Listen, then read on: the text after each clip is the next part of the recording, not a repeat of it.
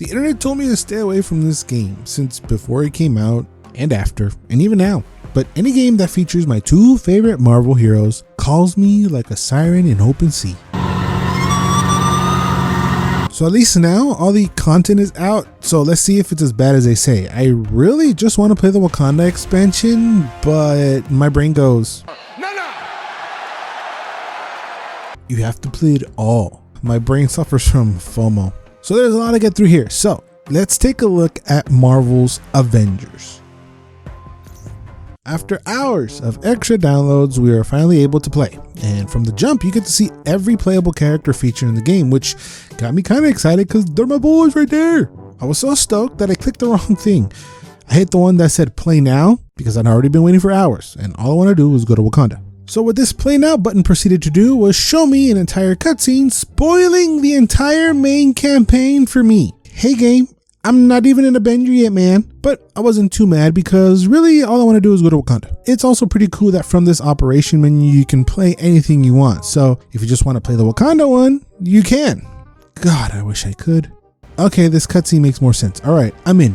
So the story starts out as a young Kamala Khan and her Abu are on their way to the best experience Comic-Con can offer on what is being called Avenger Day. So after meeting some of the Avengers, collecting some of the comics, and staring at some Hulk nipples, we are granted access to the VIP balcony. Open sesame, comic book overlords. When an attack starts, launching that cool mission we all saw at that 1E3 back in the day, it's a very cool introduction to all the Avengers. At the end of that mission, their helicarrier, the Chimera, which is powered by Terrigen crystals, falls, explodes, kills Captain America, and also covers San Francisco in a Terrigen mist, granting anyone around it superpowers. Fast forward 5 years later, the Avengers broken up. It's mainly Bruce's fault because he admitted that the Avengers pose a threat to society. Yes. This gives AIM the chance to take over, led by Jaime Lannister and Monica Bellucci. They also go around start labeling anyone infected by the mist Inhumans. So Kamala, now with her superpowers, is obsessed with finding the truth behind what happened that day. How else can you do that but by being a giant nerd on the internet? She ends up finding a video that seems to blame George Tarleton, aka Jaime Lannister, for Cap's death. So now Kamala's only choice is to find the Avengers and reassemble them. I said the name of the campaign.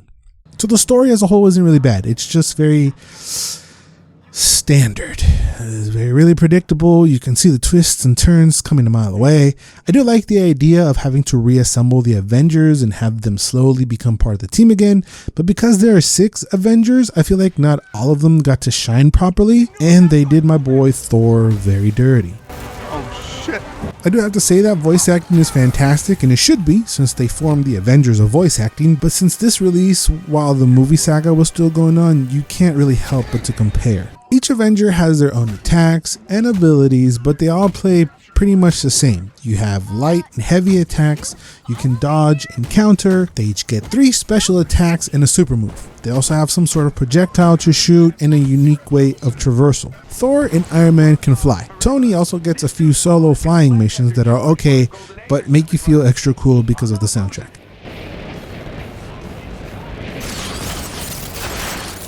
Hulk and Cap can run on walls, and Cap can double jump, and Hulk does his very long leap. And Kamala and Widow can swing for their traversal. For the most part, they all feel pretty similar in a weird way. Their movements are very loose, which is kind of good, but combat just feels pretty bare bones, and honestly it's literally mind-numbing button mashing. I felt like I was like literally in a trance while playing this game, but not in a good way. Like, it took me longer than it should to realize that half of the campaign missions were the same shit. They were just the side missions, if you want to call them that, where they drop you in a semi-open world. I mean, it's kind of open, but it just feels very restrictive at the same time. There are a handful of points of interest where you can find gear and some sort of bullshit currency that to this day I still don't know what each of those thingies do. You trek along a handful of uninspired looking levels fighting the same boring enemies. You open doors, you get to elevators that take you down to the same looking lab to fight even more of the same looking guys, to get to another level that takes you even further down to do one of the same objectives, either protect something, destroy something, defend something, rescue somebody, and my favorite, just stand in the circle.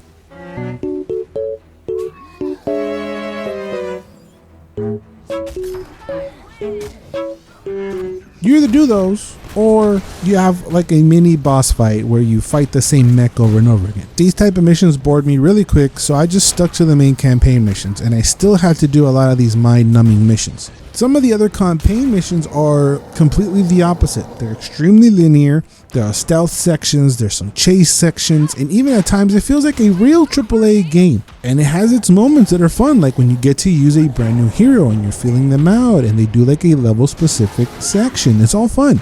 But then we're back to the same meh combat. Like, I was never really excited to get into a new fight. The bigger enemies are just sponges and you're just hitting them and seeing numbers pop up. But it doesn't feel like real. I guess that's kind of dumb when I'm talking about a video game. But it's just very unrewarding. There's no nuance at all to the enemies. There's no real strategy to try and find a way to attack. It just hit them until they die. I did like the idea of having both melee weapons and hand-to-hand combat. The destruction feels okay, but it's definitely not satisfying enough to sustain over 100 hours of replayability. Sometimes the destruction was too much, making a gigantic mess, not really being able to tell what the hell's going on screen. We'll explain later. Don't worry, she's up to it. I thought that maybe changing heroes might help, but the campaign forces you to use certain characters, especially Kamala, who I thought was the weaker of the bunch. And she really doesn't have like a true projectile either. It's just her fist that stretches out to punch them. She just feels very slow and clunky, and I just wasn't a fan of Kamala's. Let me know who did you like the most if you played this game before. I'm actually very curious. I did like that the PlayStation controller, the lights color changed depending on who you choose. I thought that was a nice cute touch. Remember when I said one of the reasons I wanted to play this game was because I wanted to go to Wakanda and I wanted to play as Spidey? So for PlayStation players, Spidey is free and available. Just not for the campaign missions. Because all I want to do is get to Wakanda. I was going to skip all these dumb, repetitive, stupid missions. But I still wanted at least to check out Spidey. So you get a comic-like cutscene giving us backstory and how he joined, and then he's just part of the team now. There are also other characters that can join as well, like Lady Thor and Winter Soldier, but again, all I want to do is get to Wakanda, so we're going to forget about them for now. I did hop onto the Harm training room and played a mission for Spidey to check him out. I did like his hand-to-hand combat and dodging, but ultimately, it's not amazing. His web shooters really suck. They don't really do much damage. You just have to hit the enemy a bunch of times and he ties them up into the web. And he also feels kind of stiff while aiming. His web swinging isn't bad, but it just feels very slow. I wasn't a fan of the spider drone attack either. Just Spidey overall feels very tame. I think most of the characters do, because what they have to do is have them be very similar with everything. Traversal, attacks, they all have to kind of fit the same mold, which ends up hurting some of the cooler heroes. And like I said, you can't use them in the campaign mission, so that sucks. The game tries to force you to grind if you want to max out your hero, but at the same time, the campaign missions adjust to your level, so there's really no need to do that. I think my highest level was 37 out of 150, I think, but I was able to beat the game pretty easily. So one thing is your level, the other one is your power level. Power level is what you are with added gears and stuff. I weigh the gear. So at least now, after, they made the whole mess, you get most of the outfits for free, which is pretty cool. You have some of the ones from the movies that I really like and some other really crazy ones.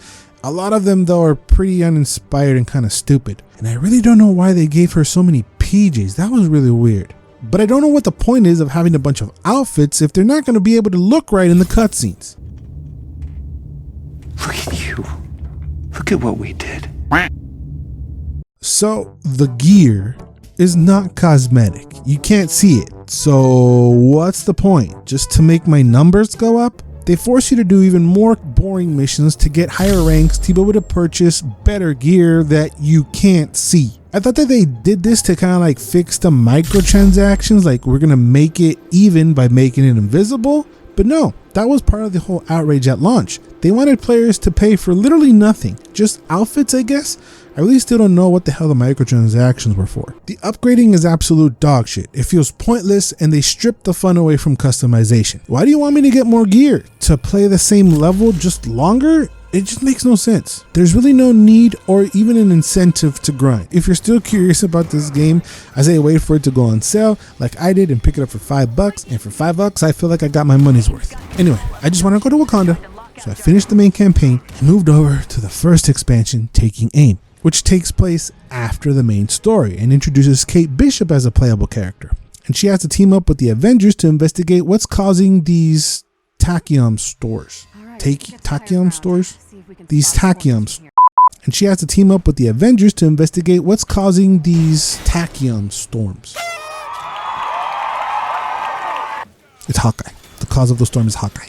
But this expansion still just feels the same. It's the same thing in a different setting outside. Then we go into laboratories that look exactly the same. It's the same mind-numbing game loop, rinse and repeat over and over again for an extra 4 hours.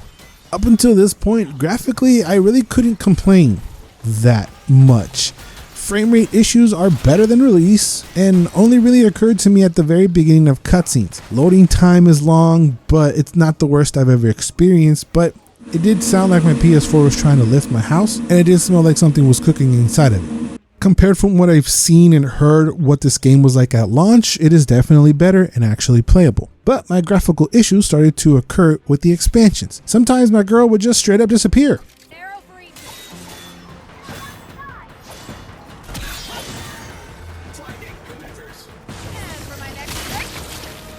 Or fall through the floor after she teleported. Oh my god, I just want to go to Wakanda, man. Honestly, Kate isn't bad. She has a sword for close combat, and as I mentioned, she can kind of teleport for her traversal. She also dodges, and of course, she's equipped with a bow and arrow, which feels pretty good. It should, since Crystal Dynamics did the Tomb Raider reboots, and those were good. She has different types of arrows as well, and her combat is okay and can be fun for a little while, but her expansion as a whole doesn't really give you much as an experience. Okay, we got one more expansion before I get to go to Wakanda. It's the Hawkeye expansion, Future Imperfect, where Hawkeye goes searching for Nick Fury in the future and dreams about his future self, then meets his future self, and same kind of shit. He's virtually the same as Kate, kinda, just with a few tweaks here and there.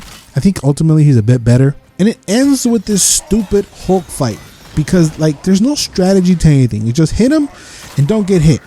I get it. It's the Hulk, so he's got to be more powerful than the regular enemies. But it just feels like I'm hitting a piñata that won't break for 20 minutes. It was hard for no reason. The only reason being is that he's the Hulk. Again, this just felt like another reason of them forcing you to grind. And nah, I ain't doing that part of the game. What part of all I want to do is go to Wakanda, don't you understand, game? So I finally managed to beat crazy old Hulk guy only because he glitched out and got stuck on the floor. Okay, finally, we made it. After 20 hours of the same boring game loop, I made it to Wakanda. And then, after the first cutscene, this happens.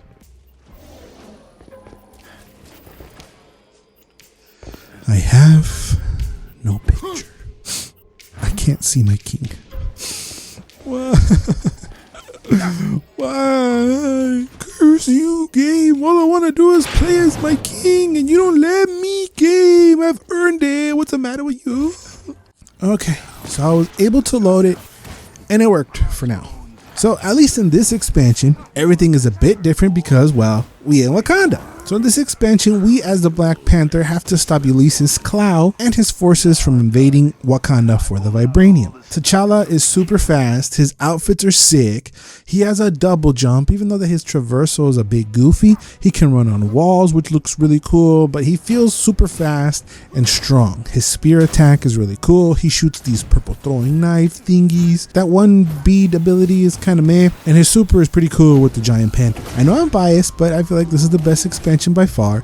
There are puzzles for Bast's sake. I know, puzzles. They're simple AF, but it's a bit different from the same game loop. I mean, don't get it twisted. The game loop is still there, but at least we in Wakanda. So you have the Avengers joining up.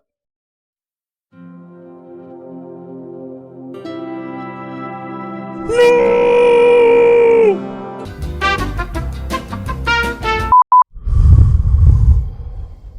I see why the Marvel Avengers game failed. I see why the internet told me to stay away. With so many cooks in the kitchen, it just feels like each studio was in charge of a different aspect of the game, and then it was just all put together with duct tape. Because there are moments, missions, and part of the game that are actually really cool, and others that feel so bad that it doesn't feel like it's the same game anymore. It's really weird. They were so greedy and focused on making a games as a service game, they wanted a way of creating an unlimited cash flow ATM for their business, disguised as loot boxes, skins, weapons, gear, and other bullshit. But with games as a service, you are paying to be able to explore and be part of these worlds. In the case of Marvel Avengers, this world isn't worth it. It didn't work because the value isn't there. Fortnite and Call of Duty works perfectly because the value is there, and microtransactions are optional from the start. These games are free for you to play. You're gonna look like a bum, but they're free to play. It failed so hard that they removed the pay to win stuff in early 2022, and even promising free expansion and free Spider-Man to kind of gain our trust back.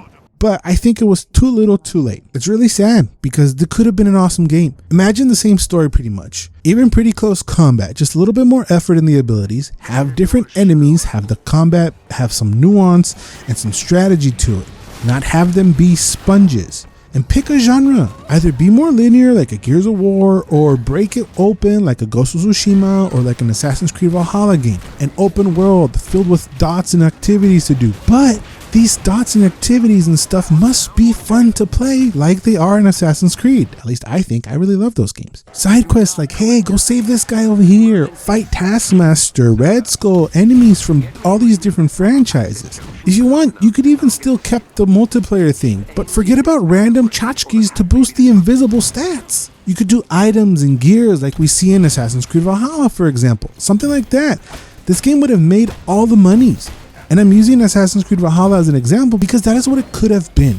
And Valhalla was a success, grossing over $1 billion in revenue, and doing it all by not actually feeling like a real greedy games as a service game. But I'm actually glad this game failed. I'm not happy for the people involved, but I'm happy for the industry. The bad thing is, it already set the gears in motion for other video games to do the same. Games with weak gameplay loop with a loot system. Yeah, I'm looking at you, DC. It's the same kind of bullshit no one wants. The good thing is these games are failing, and hope developers realize that you don't have to force a games as a service in your game to make money. It doesn't even have to be a multiplayer game. If you deliver a great experience no matter how, the billions will start coming in. But let me know what you think down in the comments.